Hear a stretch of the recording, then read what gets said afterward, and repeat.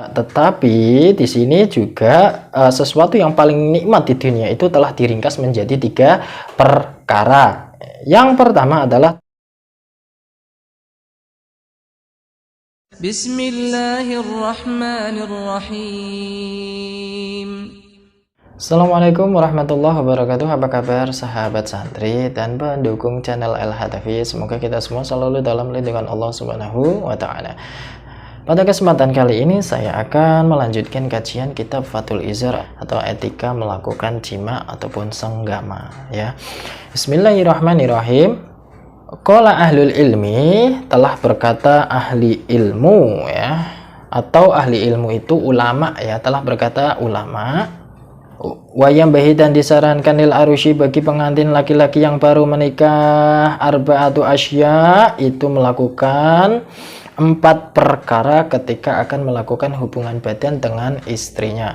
Awaluha, yang pertama adalah akhdal yadaini, memegang kedua tangan istrinya. Nah, di sini ulama ahli ilmu atau ulama itu mengatakan bahwa bagi laki-laki yang baru menikah ya, atau pengantin laki-laki yang baru menikah, seharusnya ketika akan melakukan hubungan intim yang pertama adalah harus memegang kedua tangan istrinya. Jangan sampai tidak ini ya, ini penting ya. Ketika akan melakukan hubungan intim kok tidak memegang tangannya erat-erat, itu ya kurang mendapatkan keutamaan atau tidak afdol lah ya. Wasaniha masa sodriha, dan yang kedua adalah memegang kedua dadanya, atau dalam tanda kutip itu adalah memegang kedua payudaranya. Itu itu kesunahan ya. Jadi ya harus melakukan 4 perkara itu ya. Yang kedua itu memang harus memegang dada istrinya. Jangan sampai tidak, ini kesempatan emas, peluang emas, sudah halal kok tidak dipegang ya. Ya, memegang dada istri itu juga bisa menimbulkan hasrat seksual itu meningkat ya. Jadi menimbulkan nafsu yang lebih tinggi lagi ketika memegang kedua dada istri kita. Wasalisuha takbilul hadaini, yang selanjutnya adalah mencium kedua pipi istrinya ya. Jadi harus mencium kedua pipi istri, itu pipi kiri ataupun pipi kanan itu harus dicium, jangan sampai tidak ya. Warabi'uha, dan adapun yang keempat qiraatul basmalati, membaca bismillah inda idkhulu dzakari, ketika akan memasukkan dzakarnya fil farji, ke dalam vagina. Yang selanjutnya adalah harus membaca bismillah atau basmalah ketika hendak memasukkan rudalnya itu ke dalam vagina ya. Jangan sampai tidak ini ya, ketika akan memasukkan rudal ke vagina kok tidak baca bismillah, itu berbahaya ya. Jangan sampai los-losan atau jangan sampai diam-diaman tok gitu ya. Jadi harus membaca bismillah, jangan sampai tidak ya.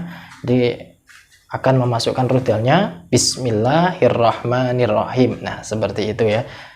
Bismillahirrahmanirrahim. Wa qala sallallahu alaihi wasallam, dan Nabi Muhammad sallallahu alaihi wasallam telah berkata, man jama'a, barang siapa menjima zaujatahu, kepada istrinya, indal haidi, ketika sedang haid, faka'annama, maka seperti itu seakan-akan jama'a ummahu, itu menjima ibunya sendiri, sab'ina marratan, sampai 70 kali. Al hadis adalah ini sebuah hadis atau aukamakola, atau sebuah perkataan. Nah, di sini juga dijelaskan Rasulullah Shallallahu Alaihi Wasallam bersabda, itu barang siapa yang menjima istrinya atau menyetubuhi istrinya pada saat istri itu sedang haid, itu dosanya sama saja menggauli atau melakukan hubungan intim dengan ibunya sampai 70 kali. Nah, udzubillah min dzalik ya, jangan sampai ya. Makanya ketika istri itu sedang haid, hindari ya, jangan sampai melakukan hubungan intim ketika itu istri sedang haid. Lah, solusinya kalau seorang suami itu pengen melakukan jima atau senggama, itu bagaimana? Solusinya apa? Ya, solusinya itu bisa dilakukan sebuah bob seks ya, atau seks dengan menggunakan payudara, yang mana rudalnya itu dikempet oleh gunung kembar tadi ya, sampai mengeluarkan spermanya. Itu solusinya. Jadi jangan sampai melakukan hubungan intim tatkala istri itu sedang haid ya. Ini hindari betul-betul. Walaupun sudah halal, sudah suami istri ya, itu tetap berdosa karena seperti menggauli ibunya sampai 70 kali.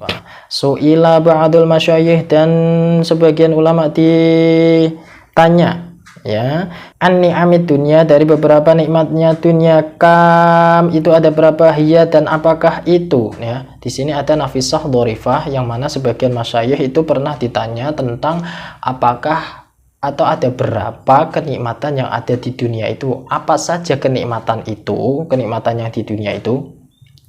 Fa'ajaba, maka ba'dul masyayikh menjawab, karena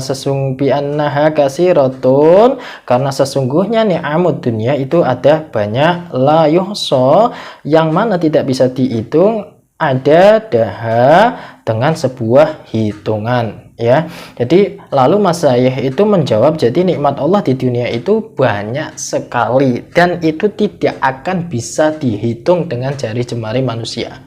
Ya, di antara nikmat yang paling agung yang diberikan Allah kepada kita itu adalah diantaranya kita masih bisa bernafas dan kita dilahirkan dalam keadaan iman, Islam dan ihsan. Itu adalah nikmat yang paling besar. Coba kalau kita tidak bernafas, otomatis kita pasti akan meninggal. Berarti itu adalah salah satu dari bagian nikmat yang terbesar ya. Qala ta'ala, Qala telah berkata ta'ala, Allah, Gusti Allah Ta'ala. Jadi Allah di sini berkata dalam firman-Nya, wa in ta'udu ni'matallahi la tuhsuha, dan apabila kalian semua menghitung nikmat Allah itu dijamin tidak akan bisa menghitungnya. Itu ya. Itu firman Allah. Jadi kalau ada yang tanya apakah ada nikmat di dunia ini yang paling nikmat atau ada berapa ya, itu jawabannya adalah wa in ta'udu nikmatallahi la tuhsuha. Walakin, dan tetapinya, a'dhamuha ihsara fi salasati asya, tetapi di sini juga sesuatu yang paling nikmat di dunia itu telah diringkas menjadi 3 perkara. Yang pertama adalah takbilun nisa'i, yang pertama adalah mencium istri. Itu adalah bagian dari kenikmatan yang ada di dunia, itu mencium istrinya. Walam suhadan, menyentuh istrinya atau bersenggolan kulit dengan istrinya. Ya, bersenggolan kulit itu ya melakukan hubungan intim ya. Ya, jadi antara bersenggolan kulit seorang suami dengan istrinya itu adalah sebuah kenikmatan ya. Wa idkhalu dzakari, dan memasukkan dzakar fil farji, ke dalam vagina. Nah, ini yang selanjutnya adalah kenikmatan yang tiada tara. Bagian dari nikmat yang ada di dunia itu adalah melakukan hubungan intim ataupun jima dengan istrinya. Itu adalah bagian-bagian dari nikmat dunia, nikmat yang ada di dunia yang sudah diringkas menjadi 3 perkara. Idkhulud dzakari fil farji, atau memasukkan rudal ke dalam farji ya. Qala asyair, telah berkata asyair, seorang yang ahli syair, min bahari rojas, dalam bahar rojasnya, dari bahar rojasnya. Wa ni'amud dunia, adapun nikmat dunia, salasu tu'tabar, itu ada 3 perkara. Lamsun, yang pertama adalah menyentuh istri. Wa takbilun adalah yang selanjutnya adalah mencium istri. Wa idkhulud dzakar, dan memasukkan dzakar ya. Jadi di sini asyair atau seorang yang ahli syair itu mengatakan dalam bahar rojasnya bahwa nikmat dunia itu ada 3 perkara. Yang pertama adalah menyentuh kulit perempuan atau laki-laki atau lawan jenis ya. Yang selanjutnya adalah mencium seorang wanita atau istrinya.